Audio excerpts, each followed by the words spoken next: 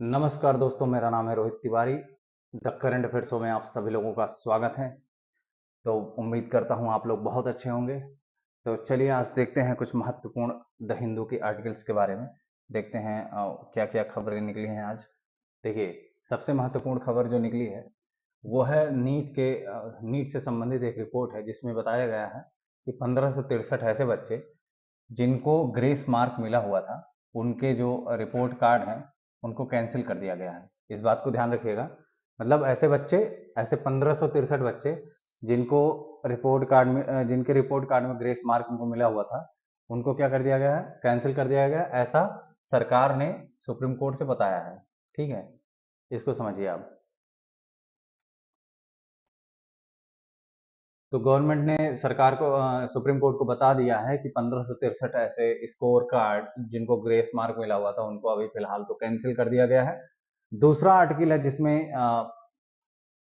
येदियुरप्पा जो कि बीजेपी के बहुत ही प्रमुख, एक बहुत ही प्रसिद्ध कार्यकर्ता हैं, ठीक है, उनको क्या कर दिया गया, उनको एक केस में वो गिरफ्तार हो सकते हैं जिसमें उनके ऊपर क्या केस लगा है, सेक्सुअली असल्टिंग 17 ईयर ओल्ड गर्ल। ठीक है, एक 17 साल की लड़की को सेक्सुअली असाल्ट करने के लिए उनको गिरफ्तार किया जा सकता है। और तीसरा महत्वपूर्ण आर्टिकल है जिसमें बताया गया है कि भारत में एक टीबी को ठीक करने वाली, टीबी को डायग्नोस करने वाली एक ऐसी टेक्नोलॉजिकल कंपनी है, उसको वर्ल्ड हेल्थ असेंबली के द्वारा उसको उसकी प्रशंसा की गई है। ठीक है। और चौथा है इम्यूनाइजेशन प्रोग्राम के बारे में कि वुमेन्स के लिए एक भारत में वुमेन्स के लिए एक प्रोग्राम तैयार किया गया है। खास करके कौन कौन सी वैक्सीन उनको लगाई जानी चाहिए, कितने फ्रिक्वेंसी पर लगाई जानी चाहिए, कितने टाइम पर लगाई जानी चाहिए, जो कि ऐसी डिजीजेस से बचाएं उनको जो कि वैक्सीन प्रिवेंटेबल डिजीज है, मतलब ऐसे ऐसे रोग जिनको आप वैक्सीन लगा करके रोक सकते हैं। ठीक है। और अंतिम आर्टिकल है, इसमें बताया, यूनाइटेड नेशन ने बताया, यूनाइटेड नेशन की एक एजेंसी है जिनको हम बोलते हैं यूनाइटेड नेशन HCR। ठीक है, इस एजेंसी ने बताया है कि तकरीबन 120 मिलियन लोग जो है पूरी दुनिया में जबरदस्ती अपने घर को छोड़ने पर मजबूर हुए हैं और फोर्सिबली डिस्प्लेस्ड हैं पूरी दुनिया में। और आजकल आप देख भी रहे हैं कि दुनिया भर में बहुत सारे ऐसे युद्ध चल रहे हैं जिसकी वजह से लोगों को अपना घर छोड़ने पर मजबूर होना पड़ा है। ठीक है, ये मामला है। चलिए पहले आर्टिकल पर आते हैं। तो सेंट्रल गवर्नमेंट ने सुप्रीम कोर्ट को बताया कि ऐसे 1563 नीट के स्कोर कार्ड जिनमें ग्रेस मार्क मिला हुआ था उनको कैंसिल कर दिया गया है। और ऐसे बच्चे जिनके ग्रेड कार्ड को जिनके रिपोर्ट कार्ड को कैंसिल कर दिया गया है, वो दोबारा से अगर एग्जाम देना चाहें तो वो 23 तारीख को अपना एग्जाम दे सकते हैं, 23 जून को अपना एग्जाम दे सकते हैं। लेकिन अगर वो एग्जाम नहीं देना चाहते, स्किप करना चाहते हैं एग्जाम को, तो वो अपने ओरिजिनल मार्क के साथ वापस आ सकते हैं। जैसे कि उनको जो ओरिजिनल मार्क मिला था बिना ग्रेस मार्क के उनको जो ओरिजिनल मार्क है वो उनको बताया जाएगा कब, जून 30 को, 30 जून को जब दोबारा से रिजल्ट डिक्लेयर किया जाएगा तो बिना ग्रेस मार्क के उनको उनका रिपोर्ट कार्ड दिया जाएगा और उसी के साथ वो अपना काउंसलिंग करवा सकते हैं। ठीक है, ये पूरा मामला है। तो एनटीए की तरफ से कोर्ट में अपीयर हो रहे हैं मिस्टर नरेश कौशिक जी ने, जो कि उनके एडवोकेट है, एनटीए के एडवोकेट है। उन्होंने कहा कि जो टेस्ट है उसको ऐसे करवाया जाएगा, इस तरीके से करवाया जाएगा जून 23 को, जिससे कि जो रिजल्ट है वो 30 तारीख को आ जाए। और इससे क्या होगा, इससे जो काउंसलिंग है जो कि 6 जुलाई से प्रस्तावित है उस पर कोई प्रभाव नहीं पड़ेगा, उससे उस पर कोई नकारात्मक प्रभाव नहीं पड़ेगा। अब आपको तो ये पूरा मुद्दा पता ही था, क्योंकि अब पिछले आर्टिकल में आपको बताया गया है कि जो नीट है उसमें बहुत सारी धांधली हुई, इसकी वजह से बच्चे जो है मांग कर रहे हैं कि नीट को दोबारा से करवाया जाए। ठीक है, ये पूरा मामला है। चलिए अगले मामले पर आते हैं। येदियुरप्पा साहब जो हैं वो अरेस्ट हो सकते हैं पॉक्सो कोर्ट के द्वारा, क्योंकि उनको उनके ऊपर एक इल्जाम लगा है। उस इल्जाम में ऐसा बताया गया है कि उन्होंने 17 साल की एक छोटी सी बच्ची जो है उसको सेक्सुअली असल्ट किया है। ठीक है, तो चलिए पूरा मामला समझते हैं। जो फर्स्ट फास्ट ट्रैक कोर्ट है, ठीक है, खास करके पॉक्सो का अपना एक पॉक्सो कोर्ट होता है, इसी को बोलते हैं फर्स्ट ट्रैक कोर्ट, जो है फास्ट ट्रैक कोर्ट फर्स्ट। ठीक है, इसने एक अरेस्ट वारंट जारी किया है पुराने क्या कहते हैं, farmer chief minister BS Yediyurappa के खिलाफ। ठीक है, और ये केस इनके खिलाफ 14 मार्च को रजिस्टर हुआ था under the protection of child from sexual offence act, जिसको हम पॉक्सो एक्ट 12 बोलते हैं, ठीक है, इसके ही तहत इनको गिरफ्तार किया जा सकता है और इनके खिलाफ जो है केस किया गया है। ये 80 साल के हैं, जो 80 साल का होता है उनको बोलते हैं ऑक्टोजेनेरियन। इनको इनके खिलाफ मामला ये है कि इन्होंने 17 साल की एक लड़की को असॉल्ट किया है, सेक्सुअली असॉल्ट किया है, जिसके लिए इनके खिलाफ जो है कड़ी कार्रवाई की जा सकती है। अगर इनके खिलाफ यह अपराध सिद्ध हो गया तो इनके लिए मुश्किलें बढ़ सकती हैं। अब चलिए थोड़ा समझ लेते हैं पॉक्सो एक्ट के बारे में। पॉक्सो एक्ट जो है इसको 14 नवंबर 2012 को प्रभाव में लाया गया था, 14 नवंबर 2012 को। और क्यों लाया गया? क्योंकि भारत ने एक समझौते पर हस्ताक्षर किया है, उस समझौते का नाम है United nation convention on the rights of the child in 1992। मतलब 1992 में हुए एक समझौते में, खास करके संयुक्त राष्ट्र का यह समझौता है, इसमें भारत ने हस्ताक्षर किया है। उसको रेटिफाई करने के लिए 14 नवंबर 2012 को भारत में भी पॉक्सो एक्ट जो है उसको प्रभावी कर दिया गया। अब इस स्पेशल एक्ट का, इस स्पेशल कानून का जो मेन ऑब्जेक्टिव है, जो मेन एम है, वो है कि जो बच्चों के खिलाफ सेक्सुअल एक्सप्लॉयटेशन और सेक्सुअल अब्यूज होता है, मतलब कि उनका एक प्रकार से लैंगिक शोषण होता है या उनका एक्सप्लॉयटेशन होता है, उससे बचाने के लिए उनको विशेष रूप से जो है उनको बचाने के लिए, या जो ये इस प्रकार के जो अपराध कर रहे हैं उनको कड़ी से कड़ी सजा देने के लिए इस एक्ट को जो है बनाया गया है। और इस एक्ट के द्वारा चाइल्ड, मतलब बच्चा जो है, चाइल्ड जिसको आप बोलते हैं, उसको किसको बोलेंगे? तो ऐसा कोई भी बच्चा जो 18 साल से नीचे हो उसी को हम चाइल्ड मानेंगे, चाहे वो मेल है, ठीक है, चाहे वो मेल है या फीमेल है, ठीक है, इससे फर्क नहीं पड़ता है। बच्चा मतलब चाइल्ड तो चाइल्ड है, चाहे वो मेल हो फीमेल हो, इसमें जेंडर से संबंधित कोई ऐसी समस्या नहीं है। और जो भी पनिशमेंट दिया जाएगा, जो भी अपराध दिया जाएगा, वो अपराध की गंभीरता पर निर्भर करता है कि अपराध कितना गंभीर है, ठीक है। कई बार ऐसा होता है सेक्सुअल अब्यूज होता है बच्चों का और उसके बाद क्या होता है, उनकी डेथ हो जाती है, तो इसको आप जघन्यतम अपराध मानते हैं। इसको क्या मानते हैं? जघन्यतम अपराध, मतलब इससे गंभीर अपराध हो नहीं सकता। और इस अपराध के लिए तो जो पॉक्सो रूल 2020 आया हुआ है उसमें जो है डेथ तक की भी जो है, या ऐसा बोल सकते हैं कि जो पॉक्सो एक्ट 2012 में आया था उसको 2019 में दोबारा से अमेंड किया गया, दोबारा से संशोधित किया गया और उसमें डेथ पेनाल्टी भी देने की बात की गई है, ठीक है। अगर बहुत ज्यादा कड़ी, बहुत ज्यादा गंभीर अपराध हो गया है बच्चों के खिलाफ तो उसमें उनको डेथ पेनाल्टी दी जा सकती है। जैसे कि अगर किसी बच्चे के खिलाफ सेक्सुअल क्राइम कमिट होता है और उससे क्या होता है, इससे ये जो डेथ पेनाल्टी दी जा रही है इसका मेन पर्पज ये है जिससे कि जो भी अपराधी हैं, जो भी ऐसे लोग हैं जो ये अपराध करते हैं, उनको डर लगे, उनके अंदर भय व्याप्त हो जाए इस मामले में, ठीक है। और इसी संबंधित मामले में सरकार ने पॉक्सो रूल 2022 भी जो है, 2020 भी जो है उसको लागू किया है, ठीक है। ये पूरा मामला है। चलिए अब इसके कुछ महत्वपूर्ण विशेषताएं देख लेते हैं। सबसे महत्वपूर्ण विशेषता तो है इसकी कि यह जेंडर न्यूट्रल नेचर है इसका। मतलब इसमें ये नहीं कहा गया कि जो बच्चियां हैं वो सिर्फ वही शामिल होंगी, इसमें बच्चियां ही शामिल नहीं है, ठीक है, ये बात ध्यान रखिएगा। पॉक्सो एक्ट जो है उसमें बच्चियां नहीं, बच्चे भी शामिल होंगे। मतलब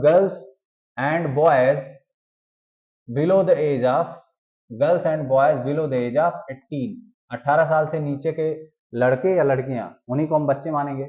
इनको हम सेक्सुअल अब्यूज और ऐसे और सारे जो अपराध इनके खिलाफ होते हैं उनका जो है विक्टिम मानेंगे, ठीक है। तो इसमें जेंडर का कोई आधार नहीं है, इसको जेंडर बायस्ड नहीं बोलेंगे आप, मतलब जेंडर का कोई मामला नहीं है। बस बच्चा हो 18 साल से नीचे, चाहे वो लड़का हो या लड़की हो, अगर उसके खिलाफ ऐसा कोई क्राइम हुआ है, ऐसा कोई अपराध हुआ है तो उसको जो है सुरक्षा दी जाएगी, ठीक है। अब children have the right to protection from sexual abuse, ठीक है। बच्चे जो हैं उनको सेक्सुअल अब्यूज के खिलाफ जो है प्रोटेक्शन चाहिए। और उनका जो एक्सप्लॉयटेशन खास करके होता है, उनको बेच दिया जाता है, उनसे व्यापार करवाया जाता है, देह व्यापार करवाया जाता है, ट्रैफिकिंग होती है, ये जितनी भी समस्या, खास करके बहुत बार तो ऐसा भी होता है कि आपके घर में ही कोई आपका अपना जो है व्यक्ति ही जो है आपका सेक्सुअल अब्यूज कर रहा होता है और किसी को पता नहीं चलता। ये अक्सर बच्चियों के साथ ऐसा होता है कि उनके घर में ही उनका सेक्सुअल अब्यूज होता है। और कई बार तो ऐसा होता है कि लोग जानते हैं उसके बाद भी रिपोर्ट नहीं करते। क्यों रिपोर्ट नहीं करते? उनको डर लगता है कि इससे कहीं लड़की की या घर वालों की इज्जत ना खराब हो जाए। तो इसको भी सुधारने के लिए सरकार ने एक कदम उठाया है। उसमें सरकार ने क्या किया है, सरकार ने कहा है कि कई बार ऐसा होता है कि जो परिवार वाले होते हैं या जो व्यक्ति होते हैं, ठीक है, व्यक्ति हुआ, परिवार हुआ, या कई बार तो संस्था जो होती है वो भी बचाव करती है या रिपोर्ट नहीं दर्ज करवाती, ठीक है। तो इसमें ये बोला गया है कि अगर किसी संस्था को या किसी परिवार या किसी व्यक्ति को ऐसा पाया गया कि वो बच्चों के सेक्सुअल एब्यूज के खिलाफ वो रिपोर्ट नहीं करवा रही है, तो उसको भी सजा दी जा सकती है, उसको भी एक अपराध माना जाएगा। नॉट टू रिपोर्ट, ये भी एक प्रकार का ऑफेंस माना जाएगा under the POCSO rule, POCSO act 2019। तो इससे क्या हो गया, इससे जो ऐसे केसेस को जो छिपाने का एक परंपरा थी, वो परंपरा अब खत्म होगी, क्योंकि अगर आप ऐसे मामलों को छिपाएंगे तो आपको भी जेल जाना पड़ सकता है, आपके खिलाफ भी कार्रवाई हो सकती है। ये पूरा मामला है पॉक्सो का, ठीक है। अब एक चीज और, अब जो सजा है या जो पॉक्सो एक्ट है, उसमें बहुत सारी चीजों को और ज्यादा जोड़ दिया गया है। जैसे एक नई चीज ये जोड़ी गई है कि चाइल्ड पार्नोग्राफी अगर कोई रख रहा है अपने पास, अगर उसके पास स्टोरेज है बच्चों के पॉर्न का, तो उसको एक प्रकार से नया अपराध बना दिया गया, एक अपराध इसको माना गया है। जैसे चाइल्ड पोर्नोग्राफी तो अपराध है ही, जैसे अगर आप किसी बच्चे का पॉर्न बना रहे हैं, चाइल्ड पॉर्न बना रहे हैं, तो ये तो अपराध है ही। बच्चे को आप शामिल कर रहे हैं, इन्वॉल्व कर रहे हैं उसमें, ये तो पॉर्न है, सॉरी, ये तो जो है अपराध ऑलरेडी है। लेकिन अब अगर किसी चाइल्ड पोर्नोग्राफी को आप स्टोर कर रहे हैं, अपने पास रख रहे हैं, तो वो अपने आप में खुद ही एक अपराध है, उसको अपराध में शामिल किया गया है। और अब तो जो सेक्सुअल असॉल्ट होता है, लैंगिक रूप से असॉल्ट करना, परेशान करना, ठीक है, ये भी जो है एक प्रकार से अपराध मान लिया गया है, ठीक है। इसको हम बोलेंगे, अब इसको बढ़ा करके outraging modesty of a women, जो इंडियन पिनल कोड में ऐसा लिखा गया था, outraging modesty of a women, उसको और ज्यादा मॉडिफाई करके अब एक्सप्लिसिट, मतलब एकदम अच्छे से समझा दिया गया है कि सेक्सुअल असॉल्ट भी होगा, शारीरिक रूप, जैसे आप किसी को देख भी रहे हैं गलत तरीके से, तो भी वह एक प्रकार का अपराध ही माना जाएगा, ठीक है। ये पूरा मामला है। अब थोड़ा सा पॉक्सो रूल 2020 समझ लेते हैं। इसका जो 9वां रूल है, 9वां नियम है, वो क्या कहता है? वो कहता है कि अगर किसी बच्चे के साथ ऐसा हुआ है, तो उसको कंपनसेशन, मुआवजा मिलना चाहिए, ठीक है। उसको क्या मिलना चाहिए? मुआवजा मिलना चाहिए। या अगर बच्चे को जरूरत है रिहेबिलिटेशन की, दोबारा से कहीं उसको आवास दिया जाए, ठीक है, एफआईआर के रजिस्ट्रेशन के बाद, कई बार ऐसा होता है कि एफआईआर रजिस्ट्रेशन हो जाता है तो बच्चों के खिलाफ खतरे बढ़ जाते हैं, जिसने रिपोर्ट लिखवाई है उसके लिए खतरा बढ़ जाता है, तो उनको दोबारा से रहने की जगह दी जाती है, ठीक है। और ये जो कंपनसेशन है, ये एडजस्ट कर लिया जाता है, जब फाइनल कंपनसेशन मिलता है उसी में एडजस्ट हो जाता है ये, ठीक है।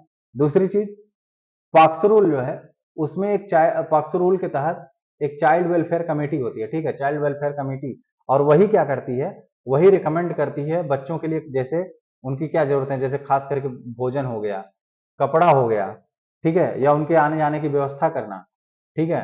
और ये सारा जो फंड है, जो भी पैसा है, वो कहाँ से यूज होता है? वो यूज होता है district legal service authority, DLSA के द्वारा, और district child protection unit, DCPU जिसको बोलते हैं, उसके तहत इस फंड का इस्तेमाल किया जाता है। और ये जो फंड है, ये जो पैसा है, वो किसके तहत मेंटेन किया जाता है? जुवेनाइल जस्टिस एक्ट 2015, ठीक है। और जो पेमेंट होता है, वो 1 हफ्ते के भीतर करना पड़ेगा, जब जैसे सीडब्ल्यूसी जो कमेटी है, सीडब्ल्यूसी जो कमेटी है, उसके रिकमेंडेशन के बाद 1 हफ्ते के भीतर बच्चों को वो पैसा मिल जाना चाहिए, पूरा मामला है, ठीक है। चलिए, एक और महत्वपूर्ण चीज समझ लेते हैं। एक ट्रूनेट प्लेटफॉर्म नाम है, एक प्लेटफॉर्म है भारत में ही, जो कि मॉलिक्यूलर टेस्ट करता है, खास करके पल्मोनरी और extra pulmonary and rifampicin resistant TB. मतलब कि टीबी के कई प्रकार होते हैं ना, एक तो पल्मोनरी टीबी होती है, मतलब जो टीबी आपके लंग में हो, फेफड़े में हो, उसको पल्मोनरी कहते हैं।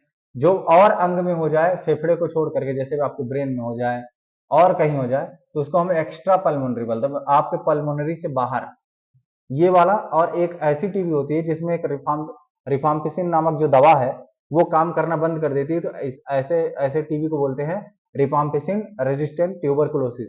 तो ऐसे जो भी ये टीबी हैं, इनका टेस्ट करने के लिए भारत में एक संस्थान डेवलप किया गया, एक टेक्नोलॉजी डेवलप की गई। इसी टेक्नोलॉजी डेवलपमेंट के बाद क्या हुआ, इसका यूनाइटेड नेशन में जो है, यूनाइटेड नेशन की एक एजेंसी है जिसको हम बोलते हैं वर्ल्ड हेल्थ असेंबली, इसमें इसकी बड़ी प्रशंसा हुई भारत की, कि भारत ने बड़ा अच्छा काम किया। और दूसरा, जो 77th world health assembly Geneva में अभी जल्दी ही हुई, उसमें भी इसका बहुत ज्यादा प्रशंसा की गई कि आपने बहुत अच्छा काम किया है।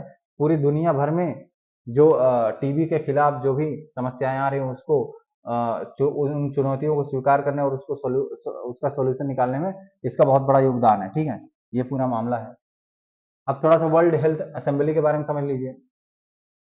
यह वर्ल्ड हेल्थ ऑर्गेनाइजेशन की एक डिसीजन मेकिंग बॉडी है, ठीक है। डब्ल्यू एच ओ की क्या है, ये डिसीजन मेकिंग बॉडी है, ठीक है। डिसीजन डिसीजन मेकिंग बॉडी, ठीक है। तो इसको हम क्या बोलते हैं, इसको बोलते हैं हम WHA, वर्ल्ड हेल्थ असेंबली, ठीक है। और ये किस पर फोकस करती है, खास करके जितने भी WHO के मेंबर स्टेट हैं, मतलब कि जितने भी WHO के मेंबर देश हैं दुनिया भर के, उन पर फोकस करती है, उनके हेल्थ एजेंडे को ध्यान में रखती है कि वो अपना हेल्थ एजेंडा कैसे बना रहे हैं। और जो भी हेल्थ एजेंडा तैयार किया जाता है वो किसके द्वारा तैयार करते हैं, एग्जीक्यूटिव बोर्ड के द्वारा तैयार किया जाता है।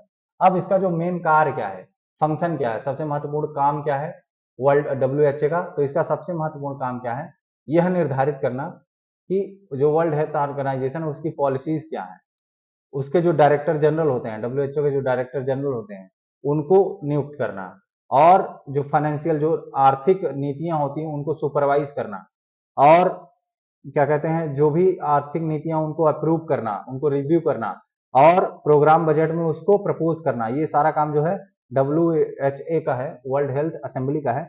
और ये हर साल जेनेवा में होती है, हर साल। इस बार जो है 77वीं हुई, स्विट्जरलैंड के जेनेवा में हर साल होती है, ठीक है। ये तो पूरा मामला हुआ आपका। अब चलिए अगला समझ लेते हैं। एक इम्यूनाइजेशन शेड्यूल बनाया गया है वुमेन्स के लिए, खास करके महिलाओं के लिए। तो जो भारत का federation of obstetric and gynaecological societies of India है, उसने एक जो है कॉम्प्रिहेंसिव इम्यूनाइजेशन शेड्यूल अनवील किया है, उसका खुलासा किया है, खास करके महिलाओं के लिए, ठीक है। और जो कि उनके जीवन के लिए बहुत इंपॉर्टेंट है, और ऐसे वैक्सीन के बारे में बताया है जो कि उनको ऐसे रोगों के खिलाफ बचाती हैं जो कि वैक्सीन से ठीक हो सकते हैं। इसको हम बोलते हैं वैक्सीन प्रिवेंटेबल डिजीजेस, ठीक है। तो इसका जो है अनवील इसको किसने किया, ये जो ओपन हुआ ये पूरा प्रोग्राम, ये जो शेड्यूल ओपन हुआ, इसको काजल अग्रवाल जो कि बहुत ही प्रसिद्ध अभिनेत्री हैं, बॉलीवुड और साउथ इंडियन दोनों सिनेमा में काम करती हैं, उन्होंने ही इसको अनवील किया। और कहाँ किया गया, ये मुंबई में किया गया, ठीक है। तो ये जो comprehensive immunization schedule for women है, ये मुंबई में इसका अनवीलिंग हुई। और इसका मेन फायदा क्या होगा, पहले तो आप समझिए, जो महिलाओं के लिए इम्यूनाइजेशन का प्रोग्राम है, उनको जो है वैक्सीन लगवाना इतना इम्पोर्टेंट है। अगर आज एक रिपोर्ट अगर आप पढ़ें पूरी दुनिया में, तो पूरी दुनिया में जितना अपने हेल्थ से संबंधित समस्याओं से जितना पुरुष जूझते हैं, ठीक है, हेल्थ संबंधित समस्याओं से जितना पुरुष जूझते हैं, उससे तकरीबन 25% ज्यादा महिलाएं जूझती हैं, ये इसमें कहा गया। तो ये जो हेल्थ गैप है, ठीक है, ये जो हेल्थ गैप है उसको क्या करना है, उसको कम करना है। वुमेन्स हेल्थ गैप मतलब महिलाओं का जो हेल्थ होता है, अगर आप देखेंगे किसी भी हॉस्पिटल में आप जाइए, वहां पर आपको महिलाएं ज्यादा दिखेंगी, कोई भी हॉस्पिटल होगा, हॉस्पिटल में पुरुष कम दिखेंगे, महिलाएं ज्यादा दिखेंगी, ठीक है। तो इसका मतलब क्या है, जो महिलाओं का हेल्थ गैप है वो बहुत ज्यादा है, ठीक है। हेल्थ गैप बहुत ज्यादा है, और हेल्थ गैप को क्या करना है, हेल्थ गैप को हमको कम करना है, ठीक है। और वो कम कैसे होगा, हेल्थ गैप को कम करने के लिए इम्यूनाइजेशन बहुत जरूरी चीज है। मतलब बहुत सारे टीके लगवाने होते हैं महिलाओं को, जो कि वो अपने लाइफ में लगवाती नहीं, उसको स्किप कर देती हैं। तो इम्यूनाइजेशन या वैक्सीनेशन आप दूसरे शब्द में इसको बोल सकते हैं, ठीक है। बहुत सारे ऐसे रोग हैं जिनका वैक्सीन लगना बहुत जरूरी है, ठीक है। तो ऐसे वैक्सीन को लगवाना बहुत जरूरी है जिससे कि महिलाओं का हेल्थ जो है वो सुधर सके, और दुनिया भर में तकरीबन 3.9 बिलियन जो महिलाएं हैं, वो उनका जीवन और ज्यादा स्वास्थ्यप्रद हो, जिससे कि उनकी क्वालिटी जो लाइफ है वो और ज्यादा बढ़ जाए, उनकी क्वालिटी ऑफ लाइफ और बढ़ जाए, ठीक है। ये तो पूरा मामला आपका हो गया, ठीक है। अब एक लास्ट आर्टिकल आज का देखते हैं कि तकरीबन दुनिया भर के 120 मिलियन लोग जो है वो दुनिया भर में अपने घर से दूर रहने के लिए मजबूर हैं, डिस्प्लेस्ड हो गए हैं पूरी दुनिया में। क्यों हुए हैं, क्योंकि पूरी दुनिया में बहुत सारे ऐसे लड़ाइयाँ चल रही हैं, खास करके यूनाइटेड नेशन एससीआर, यूएनएचसीआर एक संस्था है यूनाइटेड नेशन की, जो कि दुनिया भर के रिफ्यूजियों का के लिए हाई कमीशन है, तो इसको हम बोलते हैं United Nations United Nations high commission, United Nations high commission on refugees, ठीक है। ये जो कमीशन है ये इसी ने अपनी रिपोर्ट में ऐसा बोला है कि जो फोर्स्ड डिस्प्लेसमेंट है, मतलब जबरदस्ती अपने घर से बाहर रहने को मजबूर होना, पूरी दुनिया में ये बहुत खतरनाक तरीके से बढ़ रहा है। ठीक है, और ये क्यों ऐसा हो रहा है कि आप देख रहे हैं गाजा में लड़ाई चल रही है, सूडान में बहुत सारी समस्याएं हैं, म्यांमार में भी ऐसी बहुत सारी समस्याएं हैं, तो वहां के जो लोग हैं बाहर जाने को मजबूर हैं, क्योंकि वहां रहने लायक है ही नहीं। वहां पर इतना युद्ध हो रहा है कि अगर वहां रहेंगे तो समस्या बढ़ जाएगी। और ये जो इतना ज्यादा डिस्प्लेसमेंट हुआ है, रिफ्यूजियों की संख्या इतनी है कि आप बोले कि जापान की जितनी जनसंख्या उतने के बराबर तो ये रिफ्यूजीज हैं पूरी दुनिया में। या ऐसे बोल दे कि डिस्प्लेस्ड पीपुल, पूरी दुनिया में जो विस्थापित लोग हैं उनकी संख्या कितनी है, डिस्प्लेस्ड पीपल, ये पूरी दुनिया में कितने हैं, जापान की पॉपुलेशन के बराबर। जापान पॉपुलेशन, सोचने वाली चीज है, जापान के पॉपुलेशन के बराबर इनकी संख्या है।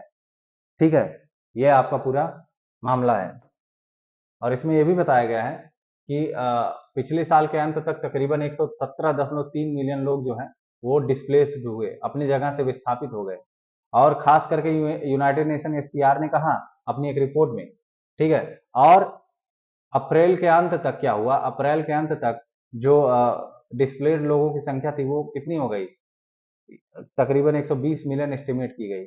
और पूरी दुनिया भर में ये जो लोग हैं डिस्प्लेसमेंट का क्या बन गए, शिकार बन गए। ये नंबर जो है 110 मिलियन से बढ़ गया पिछले साल, मतलब पिछले साल 110 मिलियन था, अभी 120 मिलियन पर आ गया है। और ये बहुत तेजी से तकरीबन पिछले 12 सालों से कंटिन्यू क्या है, बढ़ रहा है। ठीक है, और 2012 से जो ट्रिपल हो गया है, इसकी संख्या में तिगुना वृद्धि हुई है। ठीक है, और ये सब क्या है, ये जो आज के समय की पूरी दुनिया में जो समस्याएं हैं उसकी वजह से ये सब हो रहा है।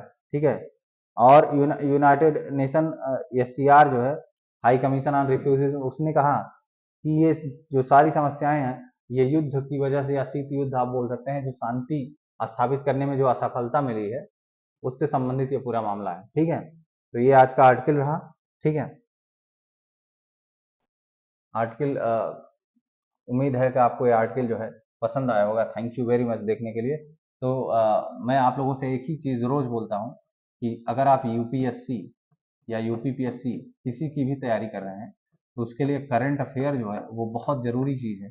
ठीक है, आप कोई भी पेपर उठा के देख लीजिए यूपीएससी यूपीपीएससी का, उसमें करंट अफेयर का आप हमेशा रेशियो देखिएगा, उसमें क्वेश्चन जो है 30 से ज़्यादा ही आपको मिल जाएंगे। ठीक है, 30 क्वेश्चन से ज़्यादा आपको मिलेंगे करंट अफेयर के। और अगर आपको एक अच्छा स्थान बनाना है, प्री क्वालिफाई करना है, तो उसमें करंट अफेयर बहुत योगदान देगा। मेंस राइटिंग के लिए भी करंट अफेयर बहुत ज़्यादा महत्वपूर्ण होता है। ठीक है, तो हमेशा इन सब चीज़ों का ध्यान रखिए, सिर्फ पढ़ाई करते रहिए लेकिन उसके साथ अपने करंट अफेयर को भी आप तैयार करते रहिए। तो आज के लिए बस इतना ही, बहुत बहुत शुक्रिया। ठीक है, वीडियो को जो है लाइक करिएगा, इसको शेयर करिए, सब्सक्राइब करिए। ठीक है, please like, share and subscribe. Thank you very much. आज के लिए बस इतना ही, बहुत बहुत शुक्रिया आपका।